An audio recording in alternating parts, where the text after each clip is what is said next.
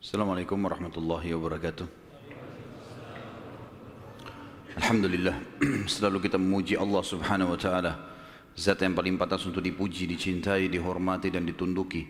Karena memang kata kuncinya, La ilaha illallah, La ma'buda bihaqqin illallah. Tidak ada Tuhan yang berhak disembah di langit dan di bumi kecuali Allah.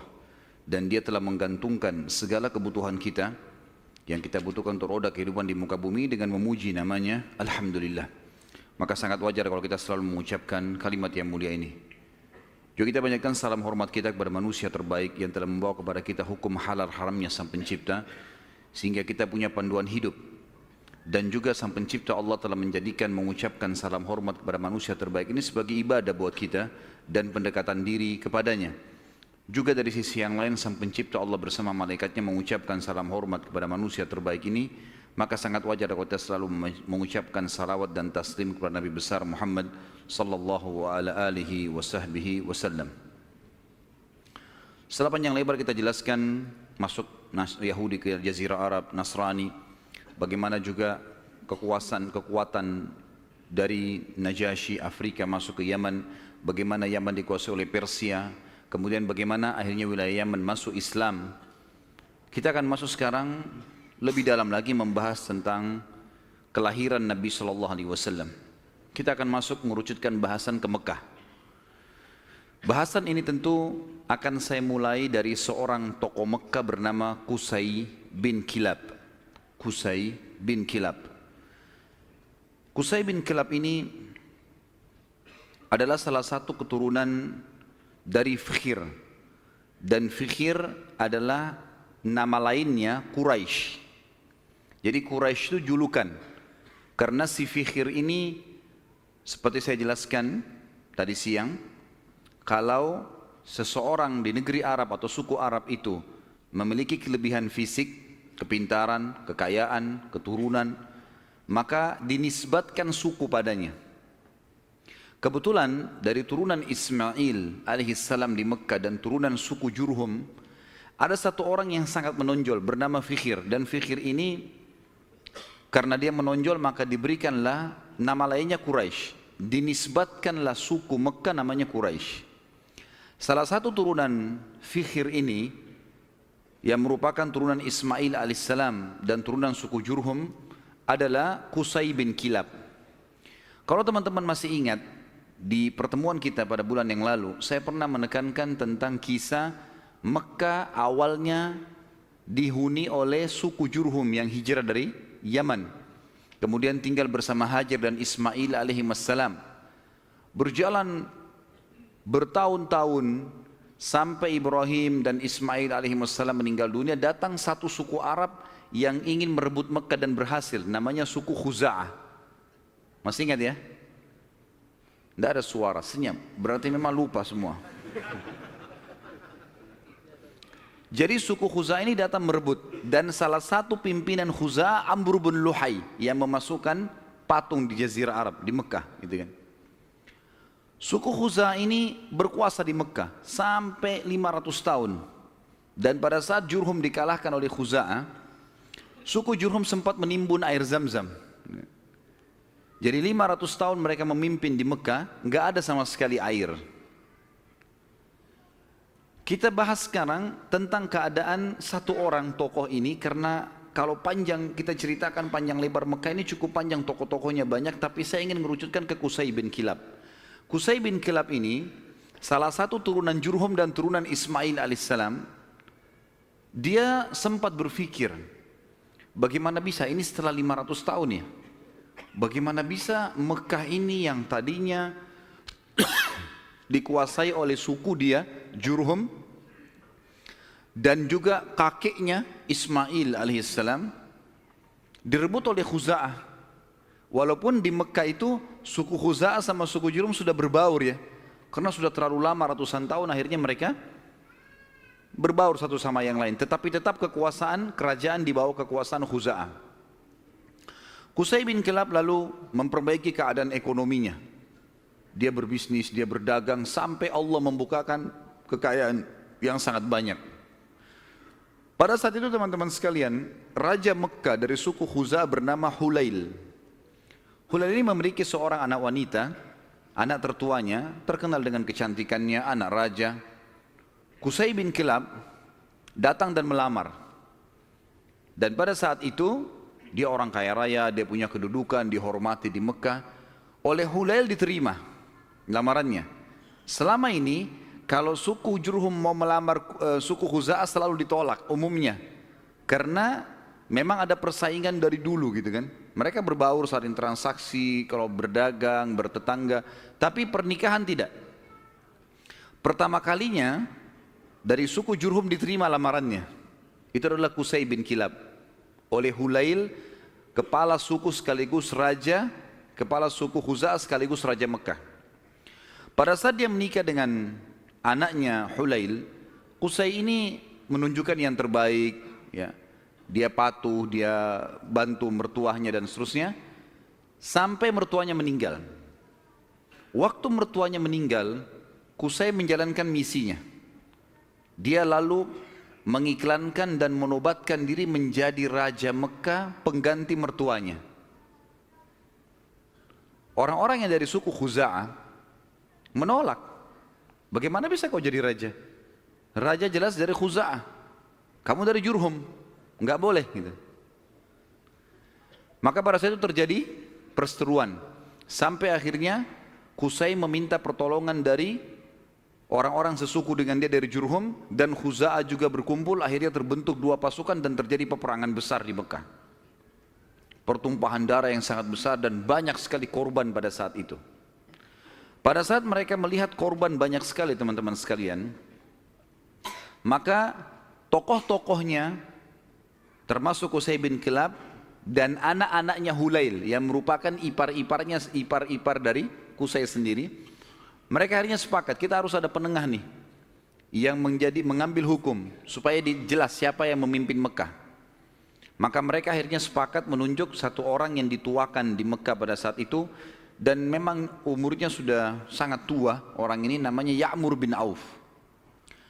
Ya'mur bin Auf, dia ditunjuk oleh orang-orang Quraisy dari Jurhum dan juga ditunjuk oleh orang-orang Khuza'ah, nunjuk. Dan diambillah sumpah atas nama Allah, apapun keputusan Ya'mur harus diterima. Baiklah, Ya'mur pada saat itu umurnya 120 tahun, orang yang sangat tua dan dituakan sekali, dihormati. Datang lalu mendudukkan Qusay dan anak-anaknya Hulail. Lalu mulailah ditanya oleh Ya'mur, wahai Qusay, apa alasan anda membentuk pasukan mau merebut Mekah dari keturunan mertua anda ini, apa sebabnya? Maka Qusay mengatakan, semua kita ini tahu kisah Mekah ini berawal dari kakek saya yang bernama Ismail, dan Ismail seorang nabi. Ismail menikahi suku Jurhum, anak kepala suku Jurhum, dan itu turunan kami. Kami yang membentuk komunitas di Mekah, kami yang membentuk ekonominya, kami yang membangun Ka'bah, kami yang semuanya disebutkan. Sementara Qusay menyebutkan ini, anak-anaknya Hulail dari suku Khuza'ah nggak bisa ngomong apa-apa, karena memang semuanya betul. Memang tidak ada. Khuza'ah ditanya, lalu kalian punya apa? Enggak ada. Tidak ada andilnya di Mekah. Cuma datang pasukan dari luar menyerang Mekah, kemudian langsung menguasai. Enggak ada andil sama sekali. Tiba-tiba pada saat itu Ya'mur mengambil sebuah keputusan, mengatakan keputusan yang mutlak, seluruh Mekah, kerajaannya, kekuasaannya, pengurusan jemaah hajinya, pengurusan Ka'bahnya, ya, semuanya untuk Qusay bin Kilab.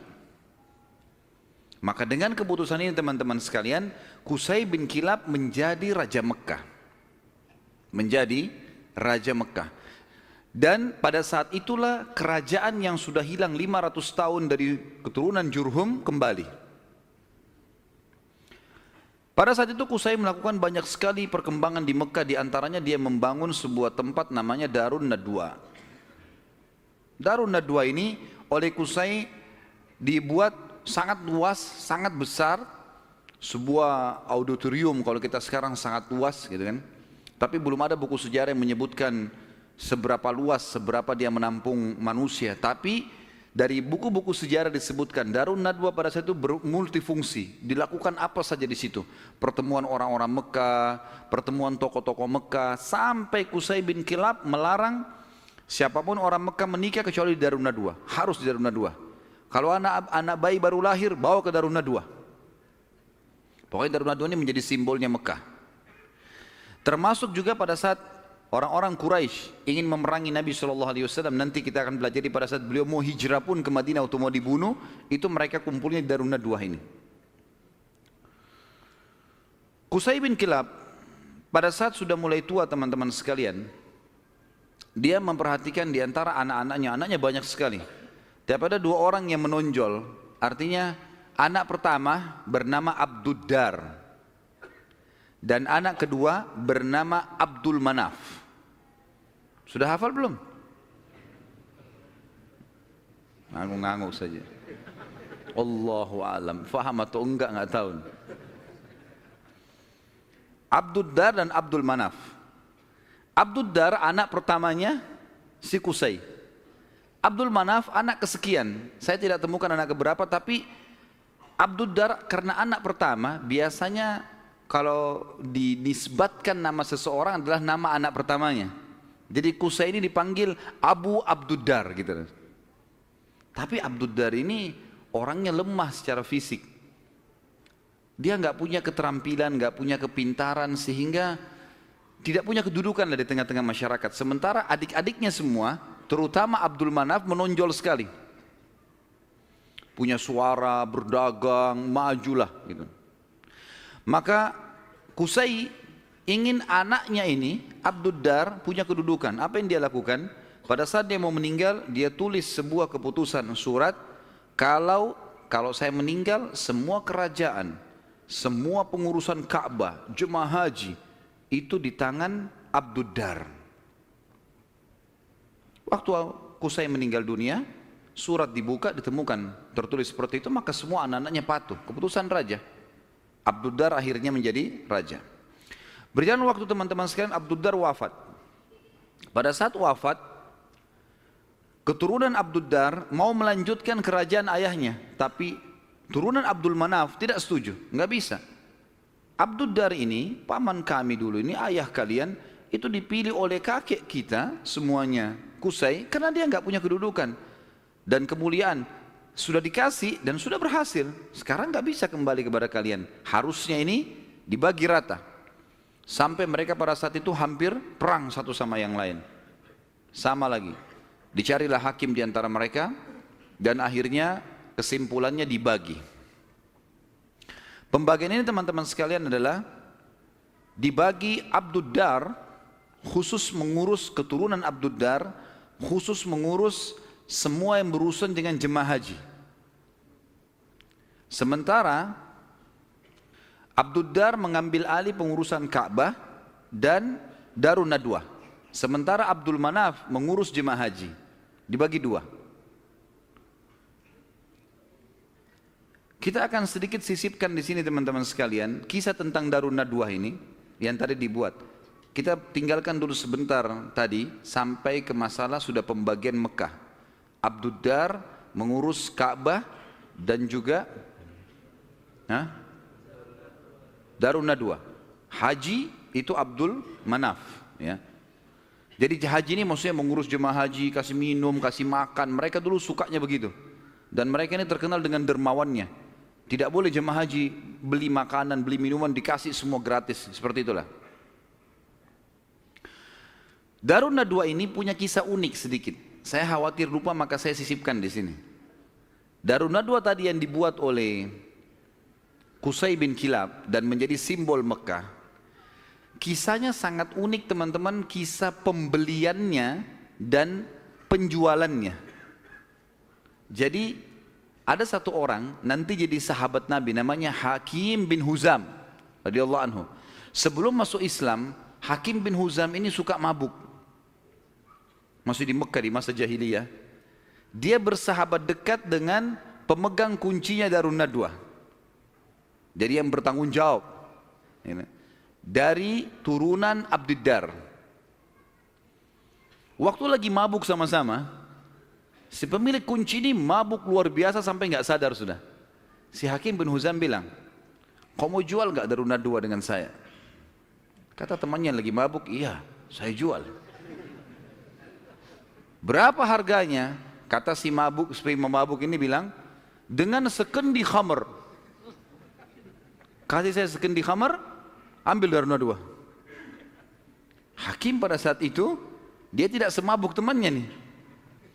Dia lalu mungkin panggil saksi-saksi segala macam, dikasih satu kendi khamr. Darun Nadwa ini dijual oleh turunan Abdiddar. Karena sudah ada saksi, ada terang saksi, maka selesai. Akhirnya keturunan Abdiddar kehilangan Darun Nadwa gara-gara transaksi ini tadi.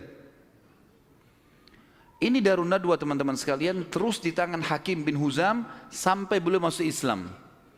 Nabi SAW biarkan saja.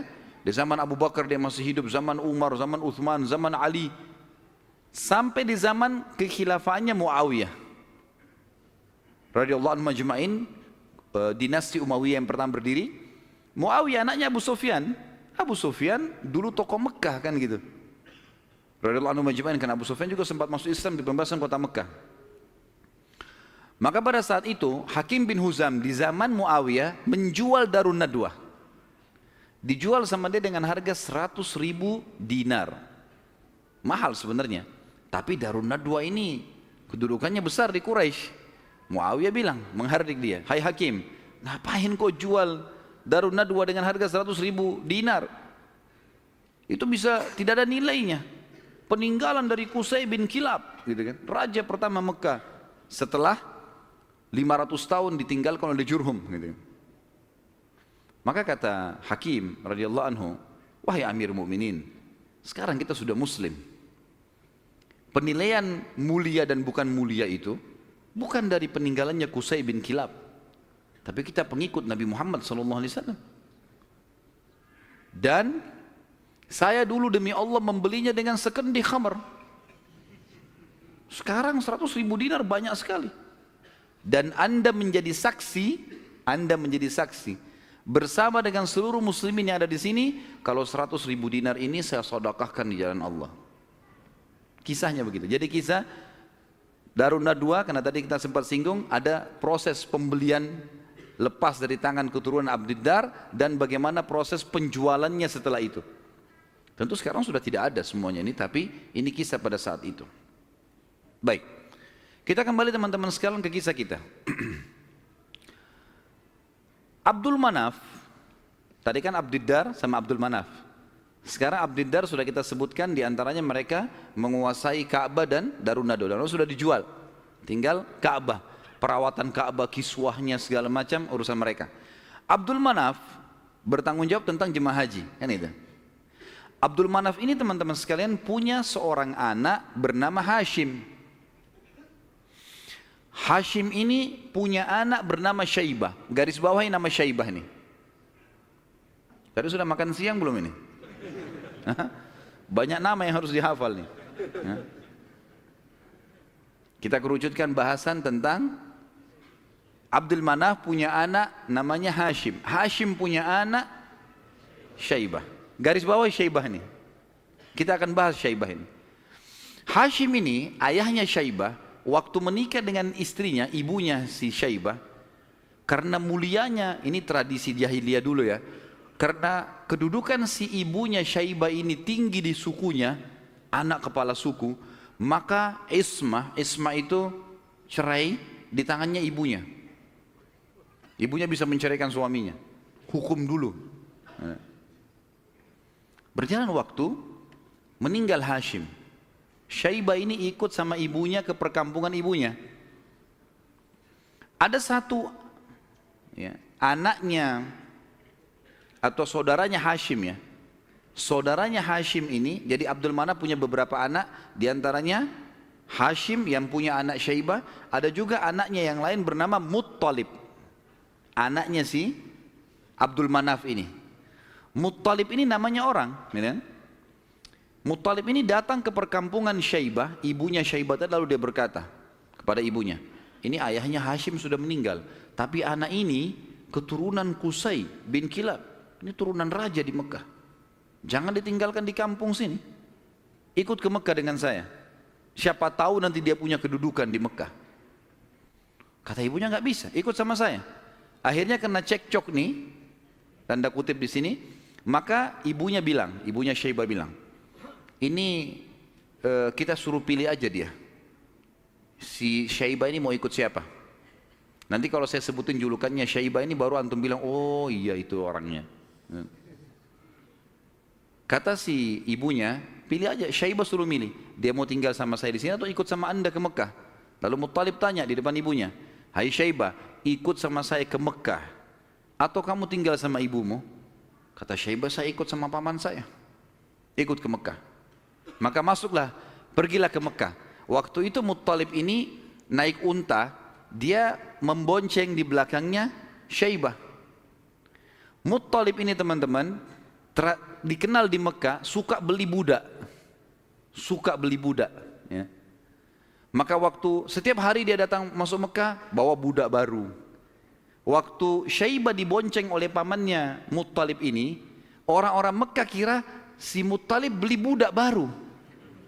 Maka mereka bilang, Muttalib baru beli budak, di belakangnya Abdul Muttalib. Berarti hambanya si Muttalib nih. Sudah tahu nama Syaibah siapa? Yang antum kenalkan selama ini Abdul Muttalib. Namanya dia Syaibah. Jelas? Baik. 3 orang yang jawab, nggak apa-apalah. Nasib, saya sudah teriak-teriak tapi Abdul Muttalib berarti namanya Syaibah. Jadi Abdul Muttalib bukan Muttalib nama Allah ya. Ini nggak ada dalam Asmaul Husna gitu. Tetapi di sini Muttalib nama pamannya. Karena sering beli budak, kemudian dia membonceng ponakannya. Orang-orang Mekah kira ini adalah budak baru. Maka dibilang Abdul Muttalib, hambanya Muttalib. Tapi karena itu sudah menjadi buah bibir di Mekah, akhirnya terkenal dengan Abdul Muttalib. Baik. Abdul Muttalib ini yang tentu kita sudah tahu adalah kakek Nabi SAW. Kita masuk mengerucutkan bahasan sekarang ke Abdul Muttalib nih, si Syaibah. Kita sudah kerucutkan bahasan dari Abdul Manaf, ada anaknya Hashim, Hashim punya anak Syaibah. Syaibah ini Abdul Muttalib. Kita harus kerucutkan begitu supaya nanti ngerucut ke Nabi SAW. Karena kalau melebar akan jalur nasab Quraisy banyak sekali. Abdul Muttalib ini pada saat dia masuk ke Mekah, kemudian dia menikah, Allah karuniakan dia 1 orang anak. Anaknya diberi nama Harith, 1 anak dikasih. Waktu Harith sudah mulai bujang, mencapai umur sekitar 17 tahun, Abdul Muttalib ini Syaibah mimpi malam-malam. Dia mendengar suara dalam mimpinya, ihfirit tiba. Maksudnya galilah tiba. Tiba itu sesuatu yang baik. Lalu dia bertanya, mat tiba? Apa itu tiba? Hilang suara itu. Hari kedua dia mimpi lagi. Dengar lagi suara, ihfiril barrah. Galilah sesuatu yang baik, yang bermanfaat. Dia tanya, mal barrah? Apa itu barrah? Yang baik itu apa? Hilang lagi suara itu. Hari ketiga dia mimpi lagi, ihfiril madmunah. Gali sesuatu yang terjamin. Dia tanya, mal madmunah? Apa itu madmunah? Hilang lagi. Hari keempat baru dia mimpi dan dia dengar ihfiriz zamzam. Galilah zamzam itu. Zamzam ini di zaman itu cuma seperti sebuah histori lama, kenangan. 500 tahun tidak ada sumur zamzam, hilang. Jadi selama Khuza'ah berkuasa teman-teman sekalian di Mekah, mereka selalu mendatangkan air dari luar, beli mahal dari luar Mekah, sumur-sumur di luar Mekah. Abdul Muttalib ini pernah dengar kalimat Zamzam, penasaran dia. Terus dia tanya, dalam mimpi dia tanya, Mas Zamzam, apa itu Zamzam? Lalu keluarlah suara itu mengatakan, dan dia dengar pada saat itu ya, kalau dalam buku-buku sejarah disebutkan, La tanzifu abada, sesuatu yang tidak akan pernah rusak. Wala tarum, juga ya, sesuatu yang selalu bersih dan tidak akan pernah rusak. Tasqil hajijal a'zam, engkau akan memberikan dengannya air para jemaah haji. Dikatakan wahia bainar rafthi wad dam, tempatnya air zam-zam itu berada di antara rafath. Rafath itu bisa berarti busanya darah, atau memang darah yang bercampur, busa yang bercampur dengan darah, atau memang busa air biasanya. Jadi dikatakan sini ciri-cirinya adalah tempat zam-zam itu ada darah yang bercampur dengan rafath, dengan busa, kemudian bercampur sama tanah. Lalu dikatakan lagi dalam mimpinya, inda naqratil gurabil a'sam, di bawah patokannya burung gagak yang memiliki warna keputih-putihan. Inda qaryatin naml, di atas atau di sekitar sarang semut. Seperti itu dalam mimpinya. Maka Abdul Muttalib bangun pagi-pagi, penasaran dia dengan mimpi ini. Dan dia tahu mimpi ini gak mungkin main-main. 3 hari, 4 hari berturut-turut, kemudian dia disuruh gali, dia bawa cangkulnya, datang di sekitar Ka'bah. Dia cuma tebak saja kemungkinan dekat Ka'bah nih, karena tidak ada tempat yang lebih agung di Mekah daripada Ka'bah. Dia datang dekat Ka'bah. Dan kalau masih ingat dulu pada pertemuan kita di bulan yang lalu, ada penjelasan tentang 2 patung yang disembah di Mekah, Isaf dan siapa yang ingat? Kalau lupa saya nggak datang lagi Balikpapan. Isaf dan Nailah. Isaf kan nama laki-laki, Nailah nama perempuan, yang dulu mereka saling suka, akhirnya mereka berzina depan Ka'bah dan dikutuk menjadi patung. Kan dulu waktu sebelum Amr bin Luhai datang ke Mekah, patung Isaf ditaruh di Gunung Safa, patung Nailah ditaruh di Gunung Marwah, untuk peringatan bagi orang-orang. Nih, hati-hati kalau berzina depan Ka'bah dikutuk begini nih, gitu. Tapi oleh Amr bin Luhai yang membawa patung masuk ke Jazirah Arab, dia angkat patung Isaf dan Nailah, dipindahin dekat Ka'bah, disuruh orang Mekah sembah. Tapi orang sudah lupa sejarahnya karena kejadian Isaf dan Nailah dikutuk ini jauh sebelum Amr bin Luhai. Ringkas cerita, di depan Ka'bah antara Hajar Aswad dengan Hijr Ismail itu ada patung Isaf dan Nailah. Ada satu suku Arab teman-teman sekalian datang ke situ antara Isaf dan Nailah nyembeli sapi. Tiba-tiba pada saat Abdul Muttalib lagi duduk, lagi memperhatikan ke arah Ka'bah di antara Isaf dan Nailah, kemudian ada orang nyembeli sapi. Waktu disembeli darahnya ngucur. Darah itu berbusa. Dan karena dia ngucur, jalan sampai berada di sekitar Isaf dan Nailah. Ya kurang lebih jangan dibayangkan ini Ka'bah, ini Hajar Aswad dan ini Hijr Ismail. Isaf dan Nailah itu ditaruh cukup jauh ya, agak berjarak antara antara Hajar Aswad jauh ke belakang dengan Hijr Ismail juga jauh. Jadi di kiri kanan ya. Tempat itu sangat luas. Jadi jangan difahami tadi ini misalnya Ka'bah kemudian di sini posisinya, tapi agak jauh di kiri kanan. Maka pada saat itu darah ini mengucur dari patung Isaf itu menuju ke tempat di tengah-tengah di situ. Pada saat itu di tengah-tengah. HP-nya siapa nih? Pada saat itu patungnya, darahnya ngalir, kemudian darah itu ngalir menuju ke tengah-tengah antara Isaf dan Nailah ini, dan ada seperti tempat agak turun di lembah Mekah, kan waktu itu masih pasir, lalu darah itu berkumpul di situ. Jadi akhirnya darah sama pasir bercampur. Abdul Muttalib lihat ini isyarat pertama nih. Mimpinya kan tadi darah yang mengalir berbusa yang bercampur dengan tanah, gitu kan. Lalu kemudian dia dekatin tempat itu, darah yang berkumpul itu.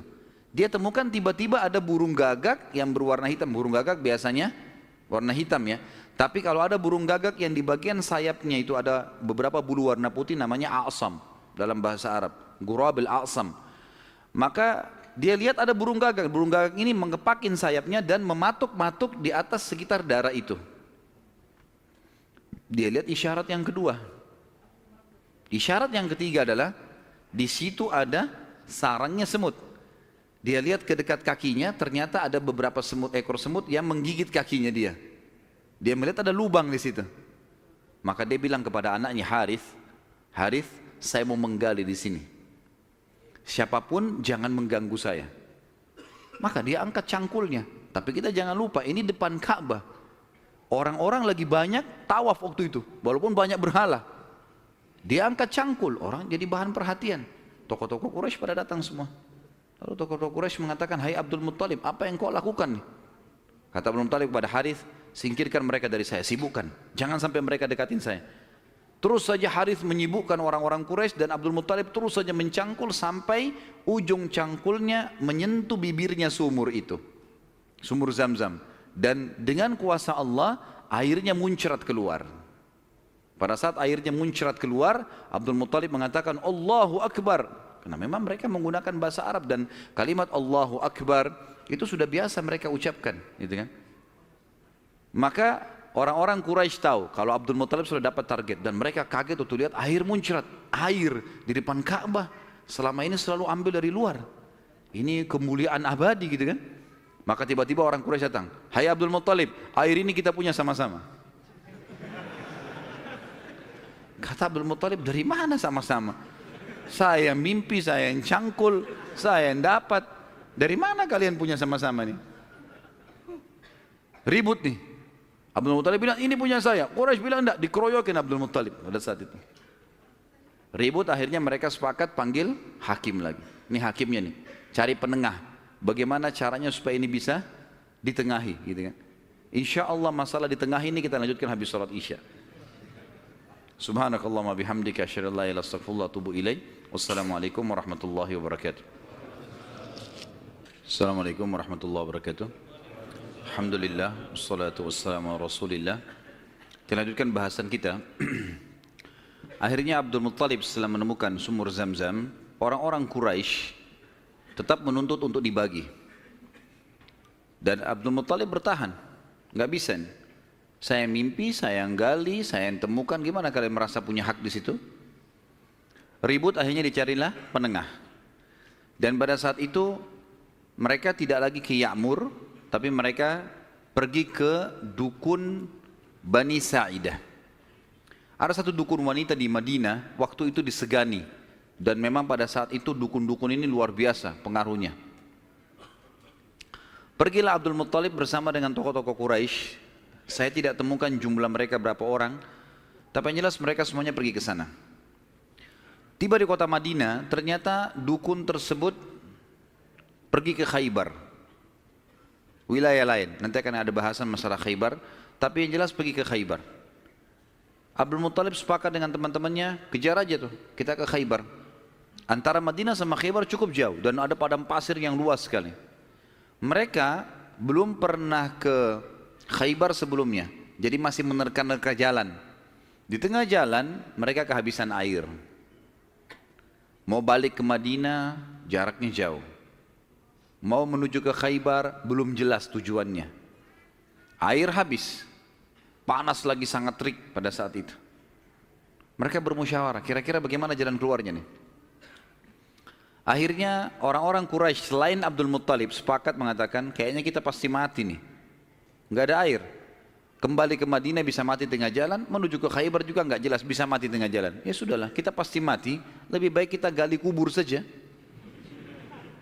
Riwayatnya begitu, kisahnya begitu. Gali kubur. Dari sekian orang ini, nanti setiap siapa yang mati duluan dikubur oleh temannya. Minimal nanti ada satu orang yang tidak tertutup kuburannya, yang lain semua tertutup. Akhirnya mereka pada gali kuburan, kecuali Abdul Muttalib nih. Abdul Muttalib bilang ini bukan ide yang tepat nih. Masa kita menyerah?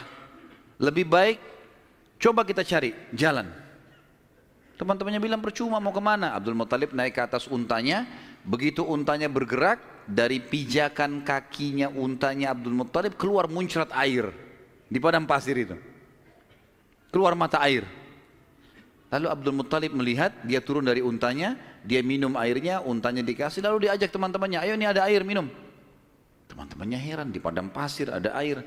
Maka akhirnya mereka sepakat mengatakan, demi Allah yang telah memberikan, demi Allah sungguh ya, yang telah memberikan air kamu di sini, Allah Subhanahu wa taala, dialah yang telah memberikan kamu air Zam-Zam. Zam-Zam punya kau, hai Abdul Muttalib. Gara-gara ini akhirnya Zam-Zam jadi miliknya Abdul Muttalib. Dan Abdul Muttalib keturunan dari Abdul Manaf. Sementara memang dasarnya Abdul Manaf tadi sudah saya jelaskan, mereka bertugas memberikan makanan dan minuman jemaah haji. Sehingga sekarang mereka tidak perlu lagi mengambil air dari luar, tapi mereka sudah punya mata air Zam-Zam. Dan sebagian ahli sejarah menanggapi mengatakan, Allah yang maha tinggi dan maha pemurah memudahkan mata air Zam-Zam ditemukan kembali oleh Abdul Muttalib, karena memang suku ini dari turunan Abdul Manaf bertugas untuk memberikan minum dan makan jemaah haji. Maka karena itu Allah Subhanahu wa taala kasih. Makanya tadi dalam salah satu perkataan dan pernyataan dalam mimpi, Tasqi hajijal a'zam, engkau akan memberikan minum jemaah haji yang banyak, gitu kan. Jadi bukan karena Abdul Muttalibnya, tapi karena memang waktu itu diberikan untuk jemaah haji umumnya. Baik, baliklah Abdul Muttalib ke Mekah, dan akhirnya pada saat itu Abdul Muttalib dinobatkan secara tidak langsung sebagai Raja Mekah. Kenapa saya katakan tidak langsung? Karena pada saat itu Quraisy sepakat di Mekah itu semua kepala suku bisa memimpin.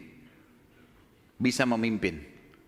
Tidak harus fokus ke turunan Abdul Manaf atau Abdul Dar, tapi mereka Abdul Manaf dan Abdul Dar ini mereka yang memegang Ka'bah, memegang urusan haji dan jemaah haji, minum dan makannya ini. Tapi pasukan segala macam ini boleh dari mana saja. Tapi dengan kejadian Abdul Muttalib menemukan air Zam-Zam, maka terkerucut lagi masalah orang-orang Mekah. Karena tadi setelah Abdul Dar meninggal, kan kita sudah bilang tadi, kan pecah ya. Abdul Dar kan jadi raja pengganti ayahnya Qusay. Tapi setelah Abdul Dar mati, ribut anak-anaknya, akhirnya tidak ada raja. Setelah kejadian air Zam-Zam, secara tidak disadari Abdul Muttalib ditunjuk menjadi raja. Dan inilah sebabnya waktu kita jelaskan tadi masalah pasukan gajah yang datang, Abdul Muttalib kan menjadi raja pada saat itu. Dan menjadi raja justru karena menemukan mata air Zam-Zam ini. Abdul Muttalib pada saat itu mulai naik kedudukannya, namanya jadi tambah baik dan seterusnya. Memang orangnya sangat dermawan. Semua orang boleh minum air Zam-Zam tapi melalui izin dia. Tapi tidak bayar, gitu kan? Dikasih semuanya. Abdul Muttalib mulai berpikir, waktu dia tadi punya anak satu, namanya Harith. Masih ingat nggak? Wah, ngaku-ngaku aja. Baiklah, saya terima. Anaknya tadi satu, Harith, yang disuruh jaga sama dia waktu dia mencangkul kan? Baiklah. Si Harith, dia pikir, waktu saya tadinya punya anak satu nih, kayaknya kerepotan, gak ada yang bisa bela dia. Dan seorang raja, salah satu kebanggaannya kalau punya keturunan banyak. Maka dia pada saat itu berazam, bernazar ya, kalau Allah memberikan dia anak laki-laki yang banyak, jumlahnya mencapai 10, dia akan menyembeli salah satunya, dikorbankan di depan Ka'bah untuk Allah. Gak ada dalam syariat Nabi Ibrahim AS ini ijtihadnya, upayanya Abdul Muttalib. Subhanallah, berjalan waktu, istrinya melahirkan, punya anak 16. Anaknya Abdul Muttalib 16, 10 laki-laki, 6 perempuan.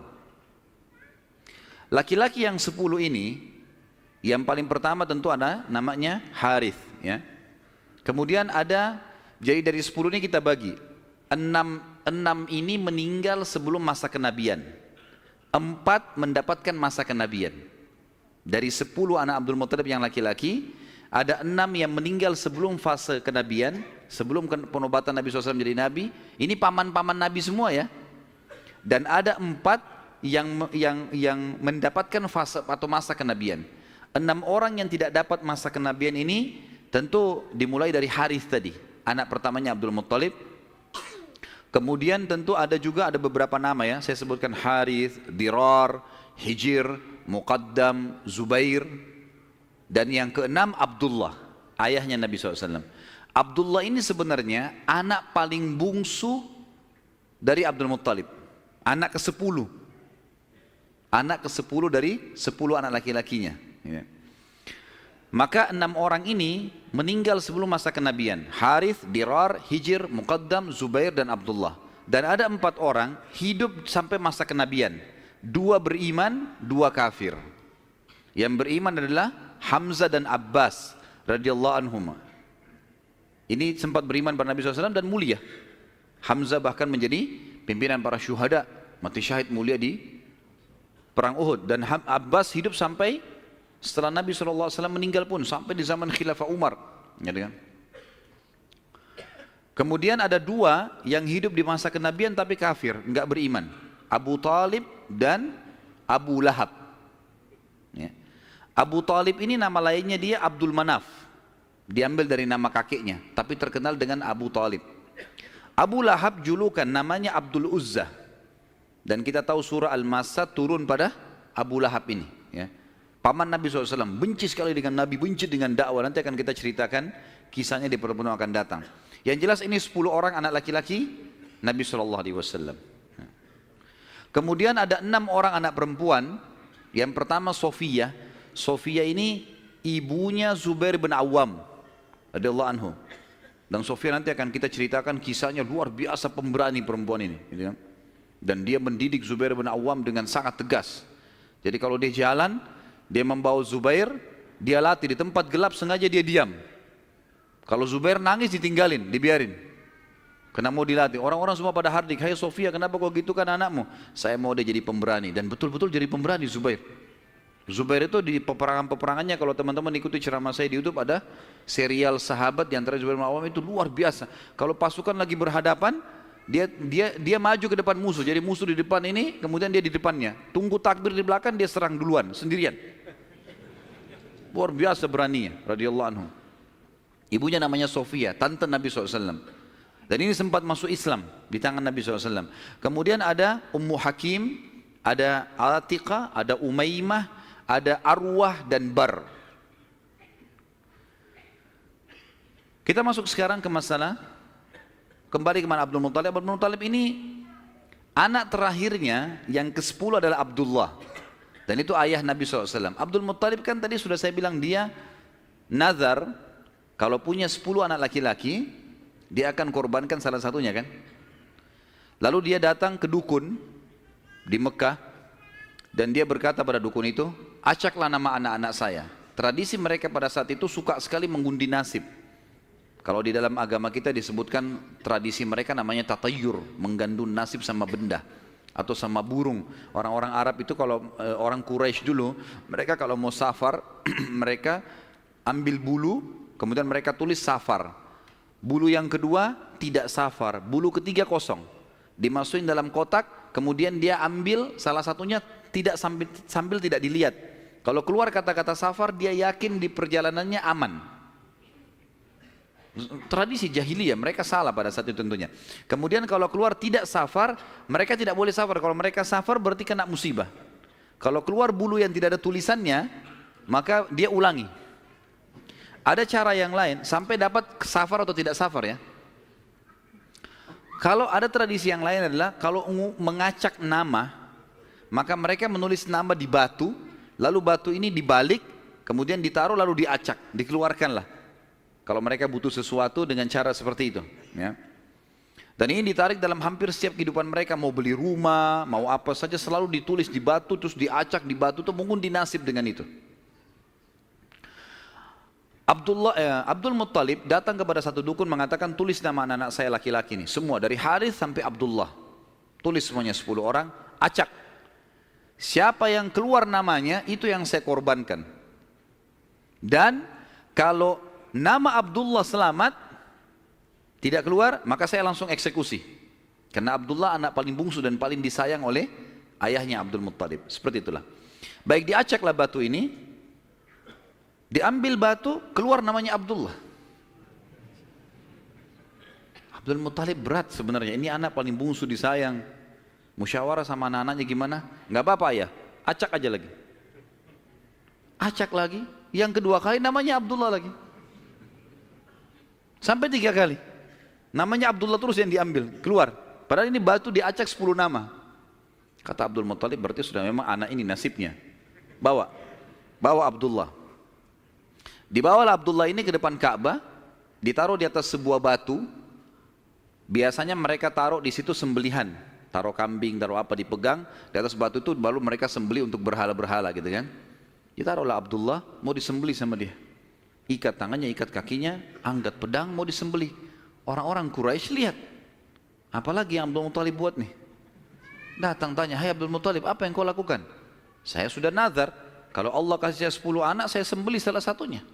Dan saya sudah acak nama-nama anak-anak saya yang keluar anak ini. Saya mau jalankan nazar saya. Orang-orang Quraisy bilang, gak bisa, jangan. Mereka berusaha tahan. Akhirnya Abdullah ini ditarik-tarik. Ini. Sampai akhirnya karena ditarik-tarik ada orang Quraisy yang sempat menarik bagian badannya dan ada yang menarik kupingnya sampai kuping Abdullah itu sempat luka. Maka ada julukan sendiri dikatakan Abdullah yang luka kupingnya, gitu. Ayah Nabi SAW. Baik. Pada saat itu orang-orang Quraisy mengatakan, wahai Abdul Muttalib, sadarlah, kalau kau lakukan ini sementara kamu adalah tokoh masyarakat di Mekah, maka akan menjadi sebuah tradisi nanti ini. Akhirnya setiap orang punya 10 anak laki-laki, satu disembelih. Dan apa kenikmatannya orang kalau sudah punya anak disembelih gitu. Jangan dilakukan. Mari kita berhukum lagi. Cari hakim. Kembali kepada wanita dukun di Madinah. Suku Sa'idah tadi.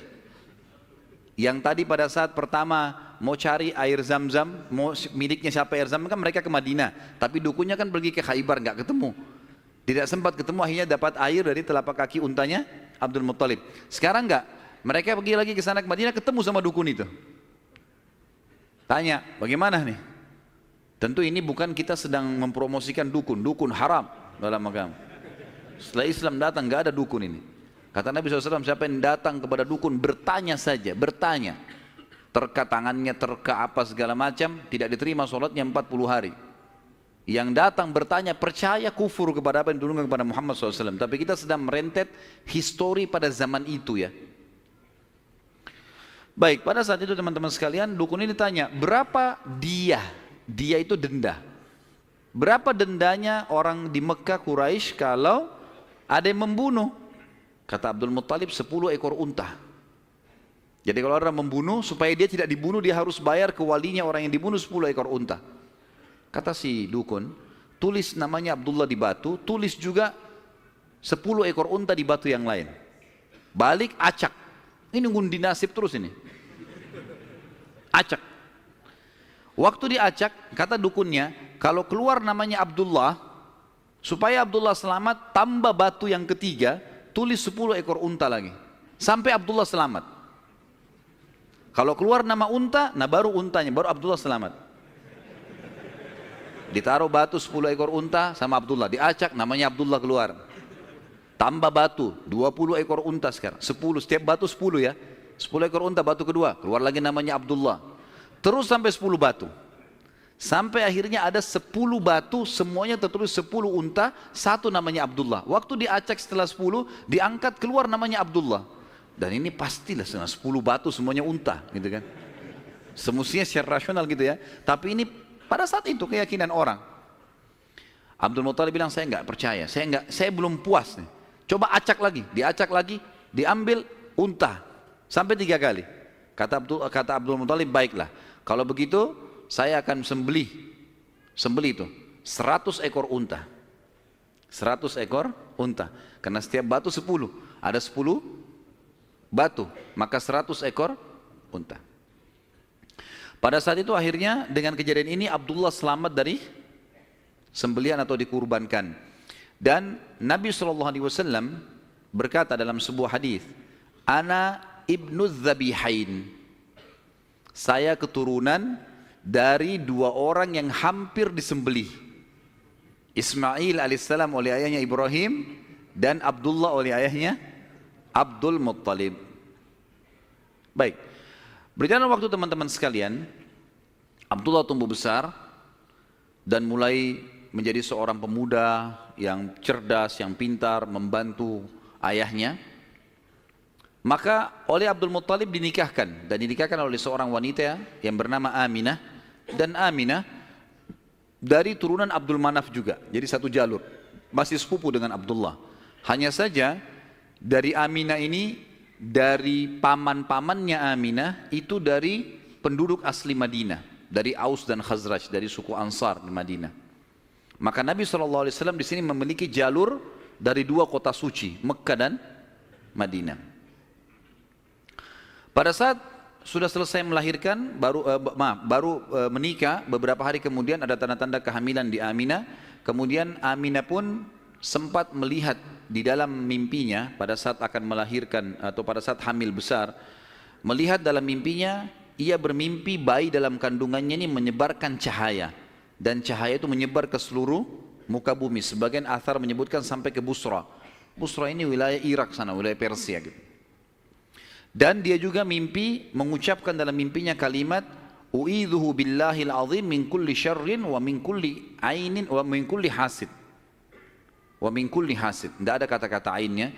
Artinya aku berlindung kepada Allah yang Maha Agung untuk bayi ini dari semua keburukan dan iri dengki orang lain.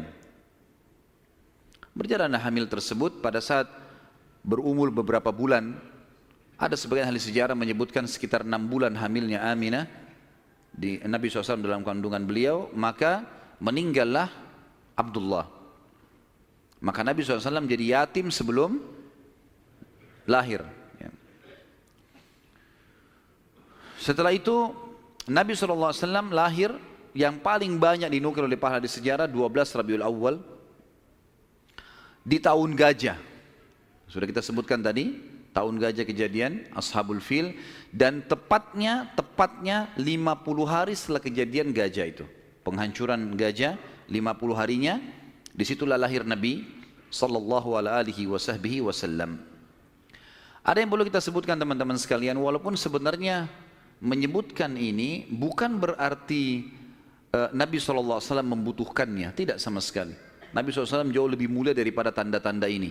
Tapi pada saat beliau lahir, ternukillah di Mekah, di Madinah, beberapa kejadian yang memang ahli sejarah angkat. Yang pertama, kejadian yang unik pada saat Nabi SAW lahir adalah terlihatnya bintang Ahmad namanya. Apa itu bintang Ahmad? Orang-orang Yahudi yang ada di Madinah itu meyakini kalau Nabi terakhir yang mereka tunggu di Madinah keluar itu, kalau dia lahir akan kelihatan bintang yang mereka istilahkan dengan bintang Ahmad, dan mereka mengukir-ngukir bintang itu sesuai dengan keterangan dari Taurat. Seperti itulah pemahamannya pada saat itu. Allahu alam tentang masalah kebenaran masalah bintang ini, tapi yang jelas kebenaran bintang itu bisa dipercaya atau tidak, karena kita dalam Islam taunya bintang nggak boleh dipercaya gitu kan. Tapi ini pada saat itu dinukil oleh Hassan ibn Thabit radhiyallahu anhu, penyair Nabi SAW. Kebetulan umurnya dia beda 7 tahun dengan Nabi SAW. Beliau mengatakan setelah masuk Islam, setelah Nabi SAW hijrah ke Madinah, beliau mengatakan pada hari Nabi SAW lahir, aku kebetulan berada di salah satu benteng Yahudi, dan naiklah di malam hari kebetulan salah satu pendeta Yahudi lalu teriak dengan suara keras, wahai Yahudi, hai sekalian kaum Yahudi, sungguh telah terlihat pada malam ini bintangnya Ahmad, dan tidak terlihat kecuali pada saat ia lahir. Dan menurut Hassan ibn Thabit radhiyallahu anhu, memang umurnya beda 7 tahun dengan Nabi SAW, dan pada hari itu memang hari kelahiran baginda Nabi SAW. Yang kedua dinukil oleh para ulama tentang masalah kejadian-kejadian unik adalah Nabi SAW pada saat lagi Aminah melahirkan, maka dikatakan melahirkan tanpa ada rasa kesulitan sedikit pun, jadi sangat mudah. Bahkan sebagian athar menyebutkan Aminah tidak dibantu oleh orang. Tiba-tiba Nabi SAW keluar begitu saja. Dan yang ketiga, pada saat lahir, maka Nabi SAW dalam kondisi mengangkat kepalanya ke langit, seakan-akan orang yang sedang berdoa. Yang keempat, Nabi SAW lahir dalam kondisi sudah terkhitan. Sudah terkhitan. Yang kelima, Nabi SAW lahir juga tanpa terbebani lagi dengan sisa tali pusar, udah nggak ada. Lahir sudah terkhitan, ya, lahir sudah tidak ada tali pusarnya. Sampai poin di sini, sampai poin kelima ini, 4 poin ya, karena poin pertama tadi itu kejadian di Madinah. Jadi 4 poin ini, Aminah melahirkan dengan sangat mudah, Nabi SAW seperti berdoa ke langit, kemudian terkhitan, kemudian tali pusarnya sudah terlepas. Maka Abdul Muttalib, kakeknya, bangga sekali datang, sangat senang pada saat itu. Dia berkata, sungguh pada cucuku atau anakku ini ada perkara besar. Lalu Abdul Muttalib pun membawa bayi Nabi SAW ke Ka'bah saat baru lahir, dan ia yang memberi nama Muhammad. yang memberi nama Muhammad. Baik, ada sedikit rahasia masalah nama Muhammad ini. Perlu teman-teman tahu, nama Muhammad sebelum Nabi Muhammad SAW tidak dikenal oleh orang-orang Arab. Gak ada satupun orang Arab bernama Muhammad pada saat itu, belum ada. Terus dari mana nama ini? Kok Abdul Muttalib bisa berikan nama cucunya? Ada kisahnya. Jauh sebelum lahir Nabi SAW, Abdul Muttalib pernah jalan-jalan ke negeri Syam bersama dengan 3 orang sahabatnya. Yang pertama Sulaiman bin Mujazi', salah satu kepala suku di Mekah. Yang kedua Hulayla bin Hajij. Dan yang ketiga Himran bin Rabi'ah. 3 orang ini bersama Abdul Muttalib, 4 orang ini pergi ke negeri Syam. Pas tiba di negeri Syam, ada salah satu pendeta Nasrani menemui mereka lalu berkata, kalian dari mana? Kata Abdul Muttalib, dari Jazirah Arab. Dari mana? Tepatnya dari kota Mekah. Kata pendeta itu, dari kota kalian nanti akan keluar Nabi terakhir. Dan Nabi terakhir itu bernama Muhammad. Kata Abdul Muttalib, dari mana engkau tahu itu semua? Dia bilang, dari kitab kami. Dalam Injil disebutkan. Namanya Muhammad. Maka keempat orang ini bertekad pada saat itu untuk memberikan nama kalau mereka dikaruniai anak setelah itu atau cucu, Muhammad. Dan dari 4 orang ini pada saat balik ke Mekah, orang yang pertama mendapatkan cucu laki-laki adalah Abdul Muttalib. Itulah Nabi Muhammad SAW. Maka dia pun mengangkat bayi Nabi SAW lalu keliling di dekat Ka'bah lalu mengatakan, anak ini memiliki perkara yang besar, aku memberikan nama Muhammad, aku memberikan nama Muhammad. Terus dia mengucapkan kalimat itu. Kemudian selanjutnya teman-teman sekalian, yang keenam adalah goncangnya istana Kisra di Persia dan rubuhnya 14 teras istananya. Jadi ada teras-terasnya istana itu rubuh semua tanpa sebab, rusak semuanya. Pada saat melihat kejadian tersebut, Kisra sempat khawatir, lalu dia bertanya kepada para peramal-peramalnya lah, dukun-dukunnya segala. Maka mereka pun menjawab, goncangnya istana disebabkan karena hari ini lahir seseorang nabi dan runtuhnya 14 teras ini menandakan terdapat 14 raja Persia, tinggal 14 orang saja. Selebihnya sudah runtuh kerajaan ini. Maka sempat Kisra bilang, 14 raja masih lama. Kalau satu raja punya 1100 tahun umurnya, berarti 1400 tahun. Tapi tanpa disadari oleh Kisra, para ahli sejarah muslim menukil, tanpa membenarkan ramalan ini ya, kita bukan membenarkan, karena ramalan itu semua kalaupun bertepatan karena mereka mencuri, syaitan mencuri berita dari langit, bukan karena mereka tahu, sebagaimana dijelaskan dalam ada hadits Nabi SAW. Dan ternyata setelah Kisra yang pada saat Nabi SAW lahir itu ada, anak-anaknya berselisih pendapat dan dalam waktu 4 tahun saja terjadi penggantian 10 orang Kisra, mati semua, saling membunuh satu sama yang lain. Ya, dan puncaknya yang terakhir adalah yang ke-14 meninggal di zaman Umar radhiyallahu anhu. Pada saat Umar menembus wilayah Persia. Yang ketujuh, padamnya api sesembahan kaum Majus. Jadi ada api yang disembah di beberapa titik di negeri Persia. Jadi mereka buat api besar dan api itu selalu disembah, tiap hari mereka sembah. Pada saat Nabi SAW lahir, api itu tiba-tiba mati. Dan mereka berusaha menyalakan, tidak bisa. Selamanya mati. Sampai Persia pada saat itu, seluruh Persia yang menyembah api, apinya mati semua, nggak ada. Mereka mau coba nyalakan sampai runtuhnya di zaman Umar bin Khattab, nggak ada api mereka. Nggak bisa lagi mereka nyalakan api untuk disembah ya. Nggak bisa lagi mereka nyalakan. Setiap kali di wilayah Persia dinyalakan api, mati, padam. Mereka cuma pakai masak, misalnya di situ padam. Nggak bisa sama sekali. Yang kedelapan, hanyutnya air sungai Sawa. Sungai Sawa ini teman-teman sama dengan sungai Gangga sekarang di India. Di kultus dianggap ini sungai apalah, keramat lah dan seterusnya, gitu kan. Maka orang-orang Persia meyakini sungai Sawa ini adalah sesuatu yang luar biasa.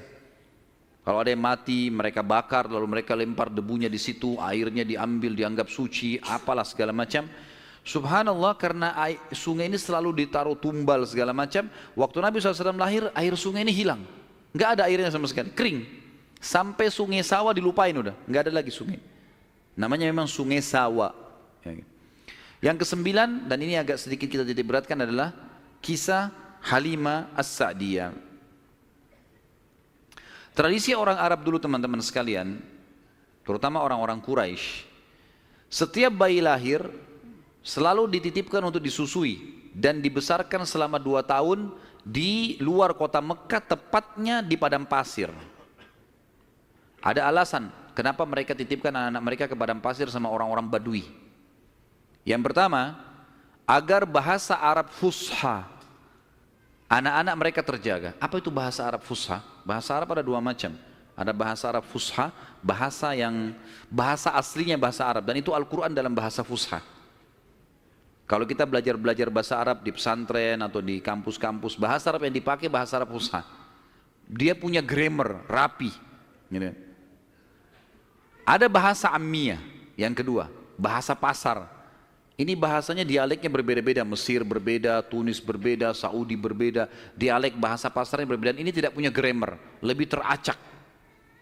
Ya mungkin kalau dalam bahasa Inggris dari Inggris sendiri, negeri Inggris dengan dari Amerika. Agak berbeda, grammarnya lebih rapi gitu kan. Tapi kita tidak bahas masalah itu tentunya. Yang jelas orang-orang Quraisy untuk menjaga bahasa fusha, maka mereka menitipkan anak mereka ke Badui, karena orang Badui masih pakai bahasa fusha. Sementara penduduk asli Mekah pada saat itu sudah sering lalang jemaah haji. Jemaah haji ini dari berbagai wilayah. Makanya kita temukan bahasa Arab yang kalau tanda kutip ya, yang paling kacau itu bahasa Arabnya orang Mekah sampai hari ini. Karena bercampur baur antara bahasa Arab dengan bahasa Urdu, dengan bahasa Indonesia, dengan campur-campur. Jadi kalau kita ngomong sama mereka itu nggak jelas kadang-kadang. Memang orang-orang Mekah dikenal begitu, karena memang campur baurnya jemaah haji ini. Karena mereka nggak bisa bahasa Arab, mereka pakai bahasanya. Jadi orang sana terpaksa belajar bahasa Persia, belajar bahasa Melayu, belajar macam-macam. Seperti itulah. Nah, dari zaman dulu memang orang-orang Quraisy sudah khawatir dengan itu, perubahan bahasa. Yang kedua, alasannya kenapa anak-anak mereka dititipkan di padang pasir, karena sisi kesehatan. Padahal zaman dulu belum ada seperti kita ya, masalah kimia-kimia dan segala polusi udara masih belum ada. Tapi orang-orang Quraisy sudah berpikir itu. Anak-anak mereka ditinggalkan di padang pasir untuk menjaga kesehatan tubuh mereka, karena makanannya alami gitu kan. Hewan-hewan yang langsung disembelih, langsung dimakan, susu kambing yang diminum, memang sehat. Dan juga udara gitu kan. Serta juga orang-orang Badui ini melatih anak-anak mereka untuk hidup susah. Berburulah, membantu orang tuanya, seperti itulah. Nabi SAW pada saat lahir, secara kebetulan wanita-wanita Badui dari suku Sa'diyah kebetulan memang terkenal suka menjual jasa susu ini.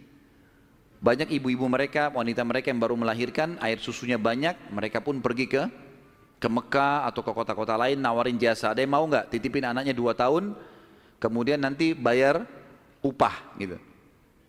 Bisa orang tuanya datang mengunjungi, nanti balik lagi. Pokoknya anak-anak ini dijamin dijaga. Dan suku Sa'diyah ini terkenal suku-suku orang-orang yang amanah.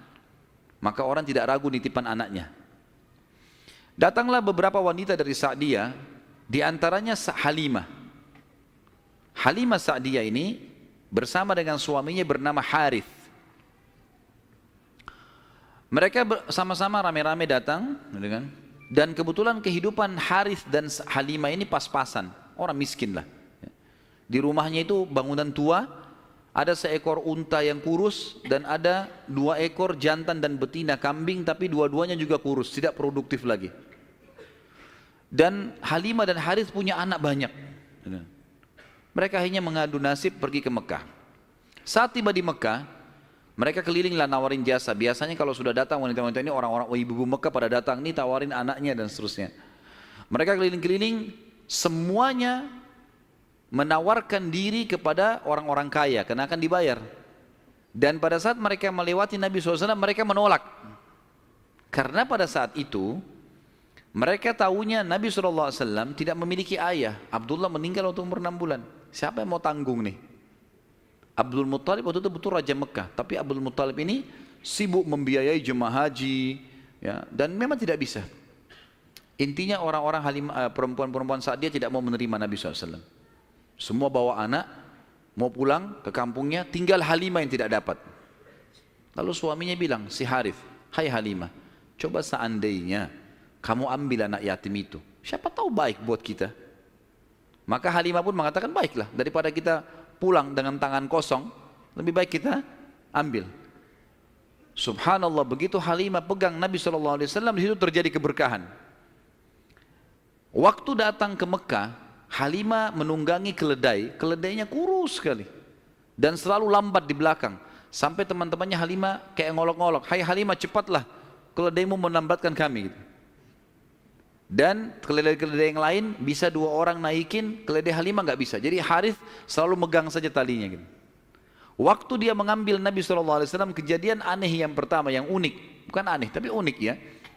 Pada saat itu adalah keledainya Halimah tiba-tiba jadi kuat.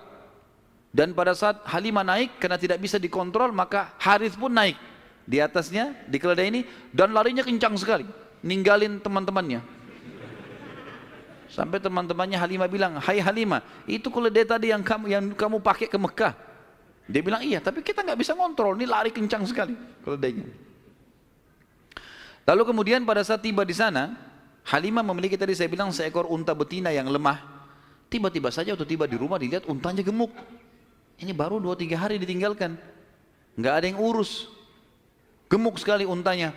Dan tiba-tiba saja unta betina itu punya kantong susu yang penuh.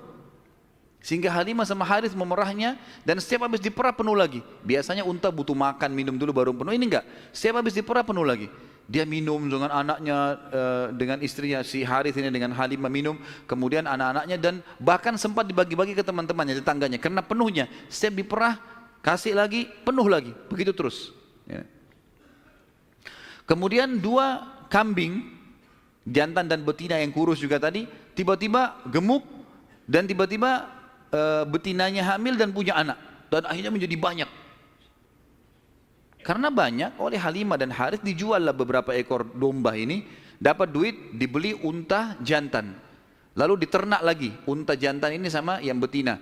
Tiba-tiba saja punyanya Halimah ini domba dan unta ini menjadi banyak sekali, dan Halimah serta Harith menjadi orang paling kaya di saat dia.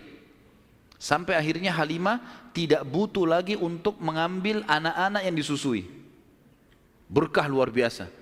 Sampai terkenal di suku Sa'diyah pada saat itu, mereka berkata, dimanapun Halimah dan Harith gembalakan dombanya atau untanya, ikutkan, karena pasti gemuk.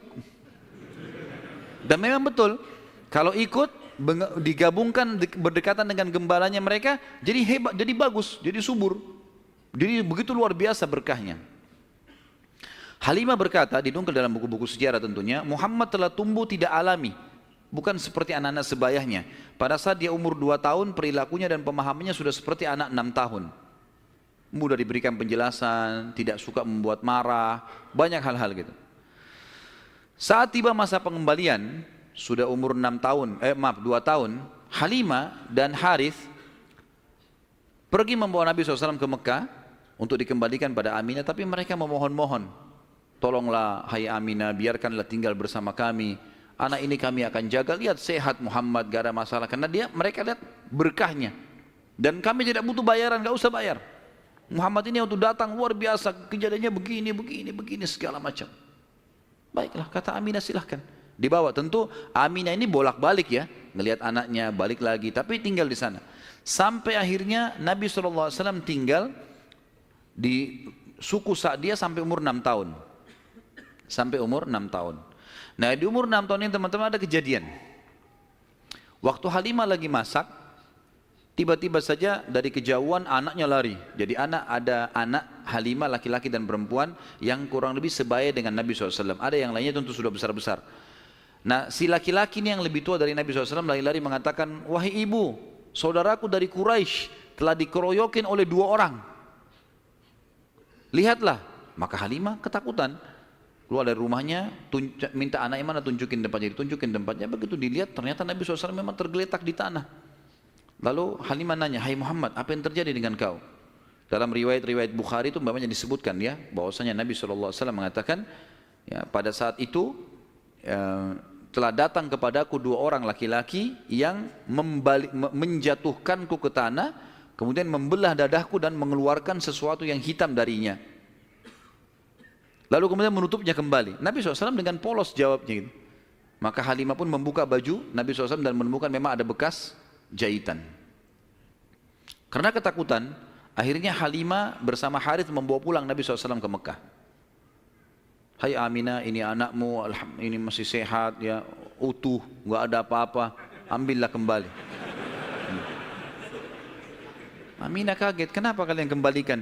Dulu kalian yang ngotot mau tahan, kenapa sekarang memohon supaya diambil kembali? Kenapa? Akhirnya kena terdesak, mereka bilang, ada kejadian begini dan begitu. Lalu Aminah mengatakan, apakah kalian mengira bahwasanya anakku ini diganggu oleh syaitan? Tidak mungkin, karena pada saat aku sedang hamil, aku mimpi ada kalimat yang aku ucapkan, u'idhuhu billahil azim min kulli syarrin wa ainin hasid. Aku berlindung kepada Allah untuk bayi ini dari semua keburukan dan iri dengkinya orang lain. Tapi Halimah dan Harith sudah ketakutan, dikembalikanlah Nabi SAW di umur 6 tahun itu.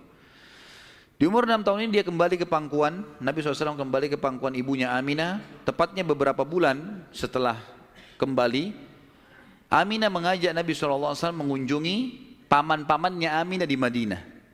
Ya, Nabi SAW umur 6 tahun sudah ke Madinah, gitu kan? Tinggal beberapa hari, pada saat pulang menuju ke Mekah, tepatnya di wilayah namanya Rabwah. Rabwah sekarang masih ada wilayah itu tentunya. Mungkin kalau tidak salah sekitar 80 sampai 100 km lah dari kota Mekah, kalau saya tidak salah tentunya, ya. Itu Aminah sakit keras dan meninggal di tempat itu dan dikubur di situ. Lalu Nabi SAW dibawa pulang ke Mekah oleh pembantunya Aminah dan diserahkan kepada kakeknya Abdul Muttalib. Dan Abdul Muttalib ini memelihara Nabi SAW dari umur 6 tahun sampai 8 tahun, 2 tahun. Di sini Nabi SAW belajar banyak sekali dari Abdul Muttalib, belajar kepemimpinan. Karena Abdul Muttalib ini pemimpin pada saat itu. Nabi SAW selalu di mana kakeknya, di situ dia. Terutama di majlis di Darun Nadwah. Setiap kali duduk selalu dilihat bagaimana dipecahin masalah. Dan Abdul Muttalib ini memiliki sebuah tempat duduk yang tidak boleh ada orang duduk situ, termasuk anak-anaknya. Paman-paman Nabi SAW semua tidak boleh duduk. Tapi Nabi SAW setiap hari kalau datang lebih dulu dari kakeknya, dia duduk di kursi situ. Umur 8 tahun. Setiap kali paman-pamannya usir, dia suruh pindahin karena dianggap anak kecil. Nabi SAW mengeluh sama kakeknya. Ini paman-paman saya larang saya. Maka Abdul Muttalib mengatakan, jangan larang anak ini, biarkan dia duduk di sini. Yang lain tidak boleh kecuali dia. Maka kata ahli sejarah, Nabi SAW belajar banyak sekali hal, diantaranya bagaimana dia menjadi tokoh masyarakat. Baru 6 sampai 8 tahun ya. Di umur 8 tahun meninggallah Abdul Muttalib, kakek Nabi SAW. Kemudian diambil alih dan dipelihara oleh pamannya Abu Talib. Dan Abu Talib memelihara Nabi SAW dari umur 8 tahun sampai Nabi SAW mandiri. Sebenarnya tinggal serumah dengan Abu Talib sampai menikah, sampai umur 25 tahun. Tapi Nabi SAW waktu itu mulai 8 tahun, karena Abu Talib ini pamannya orang miskin, maka beliau pun akhirnya niat ingin membantu. Abu Talib seringkali dititipkan amanah gembalaan domba oleh masyarakat Mekah, maka Nabi SAW pun mengambil alih dan memelihara domba-domba itu, datang ke padang pasir, digembalakan. Dan ini teman-teman sekalian perlu digarisbawahi, memang semua nabi-nabi dengan hikmah Allah memang dibuat atau di awal-awal umur mereka sebelum dinobatkan jadi nabi mengembala domba. Kata Nabi SAW, tidak ada seorang nabi pun kecuali menjadi pengembala domba sebelum masa penobatan. Sebagian ulama tentu membahas masalah domba ini karena domba-domba ini hewan-hewan yang lembut, kalau mereka makan mereka tidak rebutan, artinya mereka mengelompok di padang pasir, dan pada saat lagi nunggu gembala, orang pengembala ini bisa bertafakur, melihat langit luas, menunggu berjam-jam. Jadi itu juga ada di antara hikmahnya. Nabi SAW ini mengembala teman-teman sekalian dari umur 8 tahun sampai umur 21 tahun, mengembala domba. Ya. Ini umur di mana Nabi SAW pada saat itu mengembala atau menjaga gembalaan ini. Tentu di atas umur 21 tahun, baginda Nabi SAW sudah mulai terjun ke bisnis. Sudah mulai terjun ke bisnis, meninggalkan gembala domba, kemudian mulai berusaha. Di antara yang dilakukan oleh Nabi SAW adalah membeli beberapa produk di pasar Ukaz, pasar khasnya orang Mekah. Ya. Kalau yang saya pernah kumpulkan informasi, kalau tidak salah memang lokasinya di pasar Seng dulu itu. Tapi sekarang pasar Sin juga sudah dihancurin ya. Dan teman-teman yang belum pernah ke sana belum tahu, tapi yang sudah berangkat dulu tahu. Memang di situ sudah terkenal pasar dari dulu, tapi sekarang sudah diratakan jadi jalanan dan bangunan.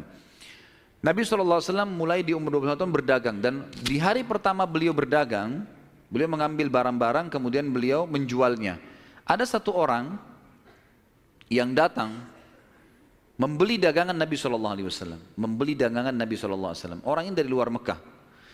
Dia datang, ini umur Nabi sudah 21 tahun ya, sudah tinggalin gembalaan, sekarang mulai masuk bisnis. Pada saat Nabi SAW transaksi sama orang ini mengatakan, ini saya bayar cash hai Muhammad, saya titipin barangnya.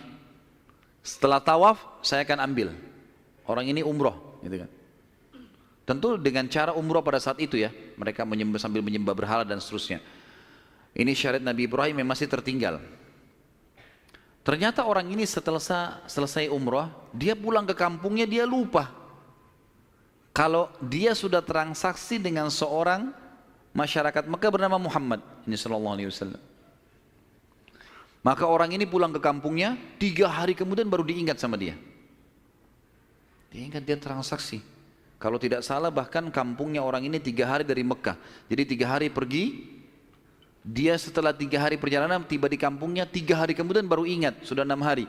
3 hari lagi kembali ke Mekah, 9 hari. Begitu tiba di Mekah, dia buru-buru ke pasar Ukaz, dia kaget melihat Nabi SAW dalam kondisi yang sama. Menjaga barangnya, tidak bergerak di situ terus. Waktu itu belum ada penyumbatan jadi Nabi ya, belum ada syariat, belum ada apa-apa.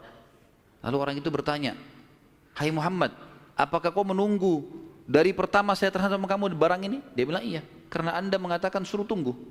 Gara-gara itu keluar julukan Muhammad Al-Amin, orang yang paling bisa terpercaya. Ternyata subhanallah, kejadian ini membuat satu Mekah tersebar, bahkan banyak di wilayah-wilayah sekitar Jazirah terkenal, ada orang di Mekah yang bisa dipercaya namanya Muhammad. Akhirnya orang-orang Mekah pada datang mengamanahkan titipan-titipannya.